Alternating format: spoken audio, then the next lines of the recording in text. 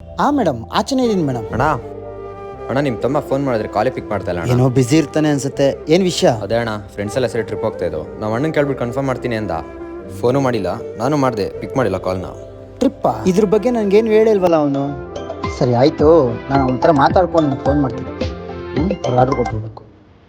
ಅಣ್ಣ ಆಚೆ ಅಷ್ಟು ಮಳೆ ಬರ್ತೈತೆ, ಹೆಂಗ್ ಬಂದ್ರಣ್ಣ? ರೈನ್ ಕೋಟ್ ಹಾಕೊಂಬಂದೆ ಕಣ. ನಿನ್ನ ಫ್ರೆಂಡ್ ಅಷ್ಟು ಫೋನ್ ಮಾಡ್ತಾವನಂತ ಯಾಕೆ ಫೋನ್ ಇಸುತ್ತಲ್ಲ? ಓ ಅದಾ ಅಣ್ಣ, ಬರ್ಯಾಕೆ ಅಂತ ಪ್ಲಾಸ್ಟರ್ ಕಿಸ್ಕೊ ಬಂದಿದ್ದೆ, ಅದನ್ನ ಕೇಳಕ್ಕೆ ಕಾಲ್ ಮಾಡಿರ್ಬೇಕು. ಯಾಕೋ ಸುಳ್ಳು ಹೇಳ್ತೀಯಾ? ಎಲ್ಲ ಫ್ರೆಂಡ್ಸು ಫೋನ್ ಮಾಡಿ ಟ್ರಿಪ್ಪು ಕರೀತಾವ್ರೆ ಅಂತ ಹೇಳು. ಯಾಕೋ ಮುಚ್ಚಿಡ್ತಿದ್ಯಾ? ಇರೋ ವಿಚಾರ ಹೇಳು. ಕಂಡುಕೊಂಡು ಹೆಂಗ್ ಕೇಳೋಣ? ಹಗಲು ರಾತ್ರಿ ಎಲ್ಲ ಕಷ್ಟಪಟ್ಟು ದುಡಿತಾ ಇದ್ದೀರಾ, ಅದು ಅಲ್ಲದೆ ಮನೆ ಬಾಡಿಗೆ, ಸಾಲ, ಕಾಲೇಜ್ ಫೀಸು ಇಷ್ಟೂ ಒಬ್ಬರೇ ಹೊತ್ಕೊಂಡಿದ್ದೀರಾ. ಅಂಥದ್ರಲ್ಲಿ ಟ್ರಿಪ್ಗೆ ಹೋಗ್ಬೇಕು, ದುಡ್ಡು ಕೊಡಿ ಅಂತ ಯಾವ ಬಾಯಲ್ಲಿ ಕೇಳಿ ಅಣ್ಣ? ನೀನು ಹೇಳ್ತಾರದೇನೋ ಸರಿ, ಇವತ್ತಿನ ಸಾಲ ನಾಳೆ ಬೇಕಾದ್ರೂ ತೀರಿಸ್ಬೋದು. ಆದರೆ ಇವತ್ತಿನ ಏಜು ನಾಳೆ ಬರುತ್ತಾ? ದುಡ್ಡು ನಾಳೆ ಬೆಳಗ್ಗೆ ವ್ಯವಸ್ಥೆ ಆಗುತ್ತೆ.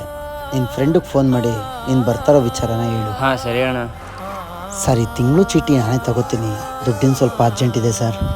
ಓಕೆ ಸರ್, ನಾಳೆ ಬೆಳಗ್ಗೆ ಅಷ್ಟರಲ್ಲಿ ಕಳಿಸ್ಕೊಡ್ತೀನಿ. ಆಯಿತು ಸರ್. ನಿಮ್ಮ ಫ್ರೆಂಡ್ಸ್ ಏನಾದರೂ ನಿಮ್ಮನ್ನ ಟ್ರಿಪ್ಪಿಗೆ ಕರೀತಾ ಇದ್ರೆ ಇಲ್ಲ ಅಂದೇ ಹೋಗಿ ಬನ್ನಿ. ಯಾಕೆ ಅಂತೀರಾ? ಜವಾಬ್ದಾರಿ ಅನ್ನೋ ಭಾರ ಒಂದ್ಸಲಿ ಹೆಗ್ಲ ಮೇಲೆ ಬಂತು ಅಂದರೆ ಟ್ರಿಪ್ಪಿಗೆ ಹೋಗೋದಿರಲಿ, ಮನೆಗೂ ಸಹ ಕರೆಕ್ಟಾಗಿ ಹೋಗೋಕ್ಕಾಗಲ್ಲ.